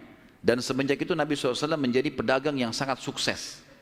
Salah satu strategi dagang Nabi SAW adalah setiap orang titipin macam-macam. Jadi sekian banyak orang menitip. Termasuk yang menitip sama beliau adalah Khadijah, seorang pedagang, seorang janda kaya yang memang memiliki harta. Dan Nabi SAW punya strategi dagang. Dagangnya adalah beliau mengambil uang-uang titipan orang di Mekah, lalu ditransaksikan, beli produk Mekah. Apa saja produk Mekah? Semua pedagang pada saat itu tidak terkecuali, semuanya mereka bawa emas, mereka bawa perak ke negeri Syam, baru mereka beli barang dari negeri Syam, dibawa ke Mekah baru transaksi. Jadi cuma 1 kali transaksi saja. Nabi SAW tidak. Uang itu semua dijadikan barang dari Mekah, dibeli semua barang-barang Mekah, dibawa ke negeri Syam. Barang-barang ini dijual di negeri Syam. Laku, dibelikan barang di negeri Syam, dibawa ke Mekah. Jadi double untungnya. Karena ini teman-teman sekalian, Nabi SAW menjadi pada saat itu salah satu orang terkayanya Mekah. Dan ini sekaligus membantah statement para orientalis mengatakan Muhammad, kita tentu mengatakan SAW, menikah dengan janda kaya karena dia miskin. Ini salah sekali. Karena Nabi SAW di fase dari 21 tahun sampai 25 tahun menikah dengan Khadijah itu sudah menjadi pengusaha yang sukses. Makanya beliau pada saat menikah dengan Khadijah, maharnya 20 ekor unta. 1 unta ratusan juta jumlahnya, harganya. Anggap kita hitung 100 juta saja, kalau 20 berarti 2 miliar. Ada antum sini melamar 2 miliar? Paling perangkat sholat. Jangan tersinggung. Jadi Nabi SAW melamar Khadijah dengan 20 ekor unta. Ini dusta orang kalau mengatakan Nabi SAW orang miskin. Dari mana? Pengusaha sukses, gitu kan? Dan waktu itu umurnya masih 25 tahun. Baik teman-teman sekalian, saya akan tutup pertemuan kita ini dengan, nanti kita akan kembali ke kisah Khadijah ya, radhiyallahu anha, nanti pernikahannya dengan Nabi SAW segala. Tapi ada kejadian yang perlu saya titik beratkan. Kejadian pada saat umur Nabi SAW 12 tahun. Kita review dulu kembali. Waktu umur 12 tahun, kan beliau dari umur 8 tahun sampai menikah kan tinggal sama Abu Talib. Dan Nabi SAW punya akhlak yang baik sekali, mulia sekali. Sampai Abu Talib itu sendiri malu dengan Nabi SAW di umur 8 tahun. Anaknya Abu Talib banyak. Kalau istrinya Abu Talib lagi siapin makan, anak-anaknya pada berebut. Nabi SAW duduk di pojok rumah, enggak sama sekali, enggak berebut. Nanti kalau selesai makan ada sisanya beliau makan. Sallallahu Alaihi Wasallam. Punya akhlak yang mulai dari masih kecil. Sampai Abu Talib bilang sama istrinya, khusus untuk Muhammad sisipkan makanan, karena dia tidak ikut berebut sama mereka. Gitu kan. Baik, di umur 12 tahun, pernah satu waktu Abu Talib ini mau ke negeri Syam, urusan dagang. Pertama kalinya Nabi SAW, biasanya Nabi ini selalu pemalu, nggak banyak minta dan nuntut ke pamannya. Khusus pada saat itu Nabi SAW bergantung di bajunya Abu Talib, nggak mau lepasin. Pokoknya dia mau ikut. Abu Talib heran, nggak pernah Nabi SAW berperilaku begini. Musyawarah sama istrinya, nggak pernah Muhammad begini. Kenapa seperti ini? Pasti ada sesuatu gitu. Maka setelah musyawarah, kayaknya dibawa aja deh. Dibawalah ke negeri Syam. Pergilah Nabi SAW bersama dengan Abu Talib dan kafilahnya. Pada saat mau tiba di negeri Syam, sebelum tiba di negeri Syam, kafilah ini melewatin sebuah gereja teman-teman sekalian, dan di situ ada satu pendeta bernama Bahira. Dan ini riwayat Bukhari Muslim menceritakan masalah itu ya. Dan sampai sekarang di negeri Syam masih ada puing-puingnya gerejanya Bahira ini. Pada saat itu di zaman Nabi SAW ada gereja ini, dan sampai sekarang masih ada sisa puingnya. Saya pernah lihat cuplikannya sendiri, ada sisa puingnya di negeri Syam. Tepatnya di Syria ya. Kemudian teman-teman sekalian, pada saat melewatin kafilah ini melewatin gereja, si Bahira ini kepala pendeta di gereja itu memang lagi nunggu informasi tentang Nabi terakhir nih. Dia ngeliat-liat di jendela gerejanya, setiap kafilah lewat dilihat sama dia, terutama yang dari Jazirah Arab. Secara kebetulan dengan hikmah ilahi lewat kafilahnya Abu Talib, dan kafilah ini agak berbeda dengan yang lainnya. Kafilah itu berarti 3 unta ke atas ya, baru dinamakan kafilah. 3 ekor unta ke atas baru dinamakan kafilah. Waktu lewat kafilah Abu Talib ini ada awan yang menaunginya. Beda dengan kafilah lain, padahal lagi terik matahari. Dan tidak sengaja kafilah Abu Talib istirahat di sebelah gereja, dan ada pohon-pohon kurma yang berderet, itu semuanya seperti menundukkan daun-daunnya ke kafilah itu. Pendeta ini perhatikan, kafilah tanya ini, kirim satu orang, tanya mereka kafilah dari mana nih? Jawabannya dari Jazirah Arab. Dari mana? Dari kota Mekah. Kata Bahira, hidangkan makanan sebaik mungkin di gereja, undang semua kafilah ini masuk makan. Diundanglah. Ringkas cerita, masuklah mereka untuk makan. Dan pada saat satu kafilah ini masuk, yang ditinggalkan di situ hanya Nabi SAW. Nabi nggak boleh masuk, karena tradisi orang Arab dulu aib kalau anak kecil ikut makan. Nanti selesai orang tua makan baru makan. Tapi ini tradisi jahiliyah. Kalau sekarang antum lakukan, antum juga jahiliyah. Makan, kasih anak-anak makan. Kenapa harus disendirikan? Mungkin dia lapar, kesian. Gitu kan? Baiklah. Waktu lagi makan, Bahira ini memperhatikan satu persatu orang-orang Quraisy ini, wajahnya, karena mereka tahu cirinya Nabi terakhir. Alisnya, wajahnya, mukanya, kulitnya, jalur nasabnya, semua jelas. Tidak semua, tidak ada tanda-tanda kenabiannya. Ini mukanya muka biasa semua. Maka si Bahira tanya, apakah masih ada dari kafilah kalian yang tidak ikut makan? Kata mereka, ada satu anak kecil di depan, kami suruh jaga barang kami. Kata Bahira, boleh saya ketemu? Oh silahkan. Mereka lagi asyik makan. Bahira keluar menemui Nabi SAW. Nabi lagi duduk di bawah pohon. Lalu Bahira memanggil dia, mengatakan, hai anak kecil, ikutlah dengan saya. Kafilahnya disuruh jaga oleh beberapa pegawainya Bahira ini. Masuk di satu ruangan di gereja. Kemudian Nabi SAW berdiri lalu kata, jadi orang Mekah begini teman-teman, di Mekah itu ada patung namanya Lat dan Uzza. Lat dan Uzza ini 2 patung yang luar biasa dikultuskan di Mekah. Hebat patung ini menurut mereka. Jadi kalau bersumpah atas nama Lat dan Uzza sudah tidak mungkin berbohong. Kalau bohong kualat nih. Maka pendeta ini tahu Bahira, dia bilang, hai anak kecil, saya akan bertanya kepadamu atas nama Lat dan Uzza. Ini semua anak kecil sampai orang tua di Mekah tahu nama ini, dan mereka ketakutan kalau dengar nama ini. Apa jawaban Nabi SAW waktu itu? Umur 12 tahun, masih kecil. Kalau kita sekarang masih SD gitu kan. Maka beliau mengatakan, jangan engkau sebutkan 2 nama berhala itu karena aku membencinya. Aku tidak suka dengan patung itu. Penasaran Bahir. Diperhatikan wajahnya, alisnya, matanya Nabi SAW. Perlu teman-teman tahu ya, ciri fisik Nabi SAW itu luar biasa. Tersebutkan secara rinci di Taurat dan Injil. Allah mengatakan dalam Al-Quran, A'udzubillahi minasyaitonirrajim, ya'rifunahu kama ya'rifuna abna'ahum. Orang-orang ahli kitab, terutama Yahudi dan Nasrani ini, maksudnya orang Yahudi dan Nasrani, betul-betul mengetahui Muhammad SAW sebagaimana mereka mengenal anak-anaknya. Karena terinci.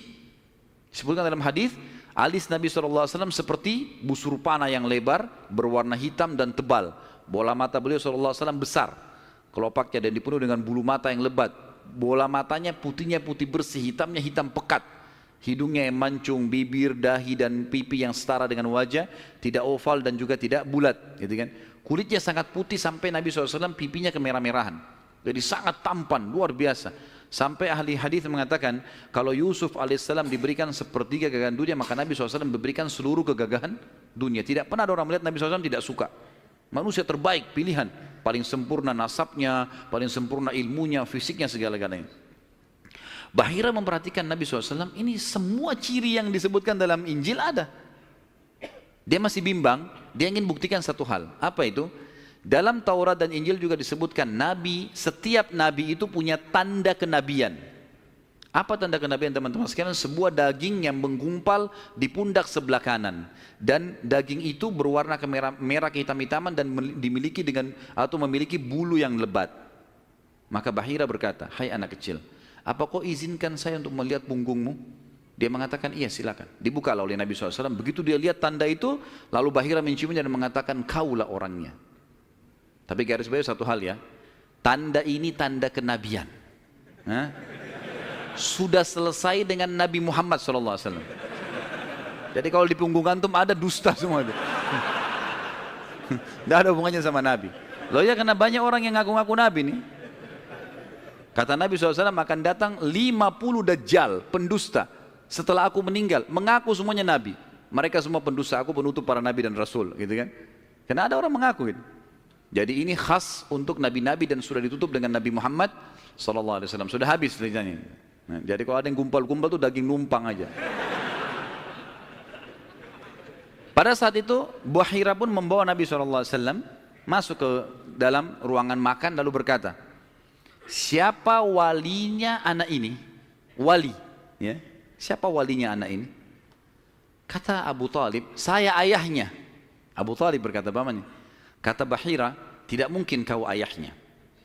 Anak ini mati ayahnya waktu dia masih 6 bulan di perut ibunya. Pendeta di negeri Syam tahu. Anak ini meninggal ayahnya waktu dia umur 6 bulan di perut ibunya. Dan ibunya meninggal pada saat dia umur 6 tahun.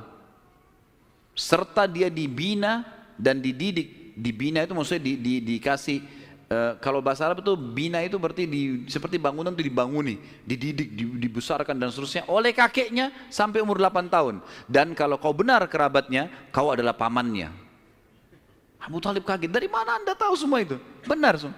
Dia bilang, kami temukan dalam kitab kami. Ketahuilah, keponakan kau ini adalah nabi terakhir yang sedang ditunggu oleh orang-orang. Dan kalau orang Yahudi tahu dia dari turunan Arab, maka pasti mereka akan membunuhnya sebagaimana mereka berusaha membunuh Isa alaihissalam. Kalau mereka tidak suka, mereka tolak, gitu kan? Maka jangan bawa ke negeri Syam, bawa pulang ke Mekah segera. Akhirnya dibawa pulanglah Nabi SAW ke Mekah pada saat itu. Waktu dibawa pulang ke Mekah, setelah tiba di Mekah, maka ada kejadian kecil di sini dan kita tutup dengan ini tentunya. Waktu sudah pulang ke Mekah, Abu Talib sudah mulai ketakutan karena dia sudah dengar informasi tentang ponakannya nih. Zaman dulu juga teman-teman sekalian, ada tradisi buruk ini sebenarnya, tradisi buruk juga. Seringkali dukun-dukun dan peramal ini menjual jasa. Mereka datangin negeri-negeri atau kota-kota, tawarin jasa. Datang, tancapin kemah, kemudian mereka jual jasa. Ayo siapa yang mau diramal, bayar. Gitu kan? Seperti itulah. Waktu itu pas Abu Talib tiba di Mekah, pas peramal-peramal lagi masuk di Mekah. Maka orang-orang Mekah bawa anaknya, suruh ramal, lihat mukanya, lihat tangannya, lihat segala macam. Pada saat itu teman-teman sekalian, Abu Talib ingin mengetes. Dia bawa Nabi SAW, dicari sama dia mana pimpinannya dukun nih, peramal-peramal nih. Ditemukan lalu dibawalah Nabi SAW waktu masih kecil, umur 12 tahun tadi dibawa.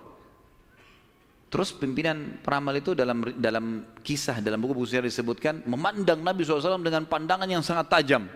Dan dia tidak bicara apa-apa. Dia mengatakan, tahan anak ini. Lalu dia masuk ke kemahnya. Kemungkinan dia bicara sama dukun, sama setan-setannya nih. Makan dukun. Ini saya nggak bisa tebak anak ini nih.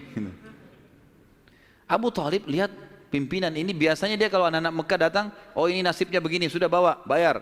Seperti itulah. Ini enggak. Lama dalam kemah. Abu Thalib ketakutan, dibawa Nabi SAW. Dan Abu Thalib titip pesan, kalau dia tanya, jangan sebutin di mana anak ini. Dibawalah Nabi SAW pulang ke rumah, Abu Thalib kembali ke situ. Lama, baru dukun itu keluar, peramal itu keluar dari kemahnya. Lalu dia teriak, mana anak tadi itu di sini? Nggak ada yang nyaut, karena Abu Thalib sudah titip pesan. Abu Thalib waktu itu termasuk anaknya Abdul Muttalib, Raja Mekah. Tapi Abu Thalib tidak dinobatkan jadi raja pada saat itu kan. Maka mereka diam. Yang kedua kali, mana anak itu di sini? Sampai 3 kali, kesimpulan terakhir, kata peramal itu, kita tentu tidak percaya peramal, tapi dia mengatakan, ya, kalau anak itu memiliki kedudukan yang sangat tinggi dan dia akan memimpin dunia, begitu loh bahasanya. Dengan ini teman-teman sekalian, maka orang-orang Mekah jadi lebih yakin kalau Nabi SAW ini punya kedudukan. Walaupun kita secara orang Muslim tidak percaya dengan dukun semua, tapi historinya begitu. Secara histori seperti itu. Allahu a'lam. Dan insya Allah nanti kedepannya kita akan bahas tentang pernikahan Nabi SAW, prosesi pernikahannya, ya. Kemudian anak-anaknya sampai ke masa fase kenabian. Allahu a'lam.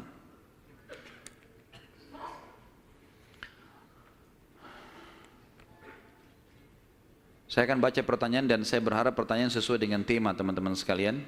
Dan tolong saya datang jauh-jauh ke sini bukan untuk dites, ya. Jadi nggak usah ngetes-ngetes. Nah, kalau antum sudah tahu, alhamdulillah, bawa ilmunya pulang. Nah. Jadi tanya yang tidak mengerti. Kalau sudah ngerti nggak usah tanya. Apakah riwayat yang mengatakan bahwa Hamzah radhiyallahu anhu seumuran dengan Rasulullah SAW itu salah? Karena dari riwayat yang antum ceritakan Hamzah lebih tua dari Abdullah. Mohon penjelasan riwayat-riwayatnya. Yang dimaksud dalam riwayat Nabi SAW sebaya, bukan seumur dengan Hamzah. Sebaya, orang-orang Arab itu membahasakan sebaya itu seperti orang yang setara postur tubuhnya, ya, dekat paras wajahnya. Jadi bukan masalah umur. Karena jelas sekali anak Abu Talib, Abdul Muttalib yang paling musuh Abdullah. Hamzah kakaknya memang, kakak Abdullah, gitu kan. Ya itu dimaksud dengan sebaya. Makanya waktu Hamzah terbunuh di perang Uhud itu memang diceritakan sudah tua, gitu kan. Radhiyallahu anhum. Kalau Nasrani dulu beriman, tapi kok sekarang tidak beriman kepada Allah? Tanya mereka. Kenapa tanya saya? Hah? Salah pertanyaan ini. Kenapa sekarang tidak beriman kan gitu? Baiklah, saya berikan gambaran saja. Mudah-mudahan masuk. Orang-orang Nasrani di antara tafsir Al-Fatihah yang disebutkan oleh Ibnu Abbas radhiyallahu anhu, ghairil maghdubi alaihim waladdallin, bukan orang-orang yang kau murkahi ya Allah dan bukan orang-orang yang sesat. Kata Ibnu Abbas, ini Ibnu Abbas hibr ummah, ini ulamanya sahabat terutama dalam ilmu tafsir, gitu kan. Beliau mengatakan maghdubi alaihim, orang yang dimurkai adalah Yahudi. Dhalin, sesat adalah orang-orang Nasrani. Lalu dirincikanlah. Kenapa Allah murka dengan orang Yahudi? Karena Yahudi tahu betul kebenaran Islam, tapi mereka nolak. Dan bukan cuma Nabi Muhammad SAW, mereka sudah menolak Nabi Isa sebelumnya. Padahal alasannya mereka nolak sekarang masuk Islam karena mereka bilang Nabi terakhir dari Bani Israel, bukan dari Arab. Karena Arab kami nggak mau. Tapi ini dusta. Karena Nabi Isa sebelumnya sudah dari Bani Israel, tapi mereka tidak mau imani. Jadi dusta saja gitu. Maka Ibnu Abbas mengatakan maghdubi alaihim, orang-orang Yahudi. Kemudian Nasrani dhalin, Yahudi tahu kebenaran tidak mau diikuti maka Allah murka. Dhalin adalah sesat. Sesat kenapa? Sesat maksudnya apa? Orang sesat jalan berarti dia tidak punya ilmu kan gitu. Orang-orang Nasrani mau menyebarkan agama mereka tapi mereka salah dengan mengatakan Trinitas misalnya, gitu kan? Sementara Allah mengatakan lam yalid wa lam yulad, gitu. Dan memang dalam agama dalam kelompok Nasrani sekarang masih ada kelompok Nasrani yang mentauhidkan Allah. Umumnya yang dapat hidayah dari mereka-mereka ini. Tapi kalau orang yang mengatakan Trinitas ini biasanya sudah terdoktrin dengan keyakinan itu. Dan Allah sudah mengatakan, A'udzubillahi minasyaitonirrajim, laqad kafara alladziina qalu innallaha tsalitsu tsalatsa. Telah kafir orang-orang yang mengatakan Allah itu atau Trinitas ya. Saya sarankan teman-teman, saran saya ya, tentu saya tidak kenal orang ini, tapi saya sendiri melihat cuplikan di YouTube yang disampaikan benar. Saya belum ikutin semua serialnya, tapi saya melihat orang ini, dia ahli sejarah dari Palestina dan dia coba mengangkat tentang kenapa bisa ada Nasrani yang mengatakan Trinitas dan ada yang juga masih mentauhidkan Allah. Namanya Jihad Turbani. Jihad Turbani ini kalau teman-teman ketik, insya Allah sudah ada terjemahan bahasa Indonesia. Ada salah satu serialnya, dia menjelaskan tentang perpecahan Nasrani dan sebab-sebab, kemudian kapan terjadi, bahkan orang-orang yang mengatakan Trinitas membunuh orang-orang Nasrani yang bertauhid kepada Allah. Banyak hal yang dibongkar sama dia. Mungkin ini lebih banyak memberikan jawaban kepada penanya insya Allah, gitu kan? Saya sarankan begitu, dan insya Allah cuplikannya nggak lama, 15 menit, 20 menit gitu. Apakah Lat, berhala, adalah keturunan dari Abdul Manaf? Tidak pernah ada riwayat masalah itu. Allahu a'lam. Tanya sesuatu yang ada isinya, gitu. Karena kalau Lat, nama patung, kalau mau ditanya keturunan Abdul Manaf, tidak ada sesuatu yang kita bisa ambil. Artinya, tidak perlulah dia keturunan Abdul Manaf atau bukan, nggak penting buat kita gitu ya. Apakah Najasyi di zaman Abraha sama dengan Najasyi yang di zaman Nabi SAW yang menerima beberapa sahabat di Habasyah? Tentu saja bukan. Tentu saja bukan. Yang lebih kuat pendapat mengatakan karena Najasyi kan istilah, saya sudah bilang tadi, istilah raja seperti Kaisar, seperti Kisra, gitu kan, seperti Tuba. Jadi di bawah si siapa namanya Najasyi ini, itu nama induknya nanti ada nama-nama orang lagi. Yang lebih kuat yang saya temukan dalam buku-buku sejarah bukan yang hidup di zaman Nabi SAW. Karena ini jauh di zaman Abraha, ya, masih jauh sebelum Nabi SAW lahir malah. Allahu a'lam. Ya. Sudah? Baik. Mungkin begitu dulu saya teman-teman sekalian. Sesuai tema enggak? Karena saya temukan banyak orang tidak sesuai dengan tema. Ada juga orang yang sengaja ngetes. Lempar pertanyaan, sengaja ngetes, terulang-ulang. Dan sekarang itu yang banyak dipelintir-pelintir di YouTube tuh. Diambil lagi tanya jawab, dipelintir lagi, dibuat masalah lagi. Untuk apa ini semua? Kalau ada teman-teman yang hadir di sini, saya nasihati bertakwa kepada Allah. Hadir majelis ilmu, niat untuk ilmu. Sudah fahamnya, sudah amalkan. Semua ada pertanggungjawaban di hadapan Allah SWT. Dan saya manusia biasa. Saya bisa salah kan gitu. Tapi kesalahan saya untuk dinasihati, bukan untuk dijadikan masalah, karena semua orang salah kan. Sahabat saja punya pendapat dua kadang-kadang. Imam Syafi'i pernah punya pendapat lama dan pendapat baru. Bukan sesuatu yang manusia bisa salah gitu kan. Imam Abu Hanifah, Imam Ahmad, 4 imam mazhab ini mereka punya pendapat lama dan pendapat baru. Kadang-kadang diperbaiki dengan pendapat yang baru karena dulu pernah keliru. Wajar saja. Kadang-kadang kita salah mengucapin sesuatu, mungkin kesalahan kedangkalan ilmu atau mungkin kesalahan menyebutkan. Maka ini harus lebih hati-hati teman-teman sekalian. Bagaimana menanggapi tuduhan non-muslim mengenai kematian Rasulullah SAW yang katanya beliau meninggal karena diracuni oleh wanita Yahudi sewaktu di Khaybar. Semoga anak Ustaz yang sedang sakit diberi kesembuhan. Jazakallah khair. Amin insyaAllah. Tentu kalau saya pribadi, saya bukan menemukan itu pendapat Nasrani. Itu pendapat sebagian ahli sejarah muslim. Karena memang Nabi SAW, nanti akan kita bahas di fase Khaybar, peperangan Khaybar, beliau sempat dihidangkan memang makanan racun. Dan ada satu sahabat yang memakan makanan yang sama racunnya, itu lumpuh. Sahabat itu. Dan meninggal beberapa waktu setelah lumpuh, karena ganasnya racun itu. Maka sebagian ahli sejarah muslim mengatakan, Nabi SAW berkumpul pada beliau berkumpul pada dua hal. Kemuliaan pada saat meninggal dalam keadaan Nabi dan meninggal pada saat mati syahid. Ini ijtihadnya sebagian ulama. Tapi kita tidak ambil pendapat orang-orang Nasrani, ini pendapat memang sejarawan muslim, Allahu a'lam.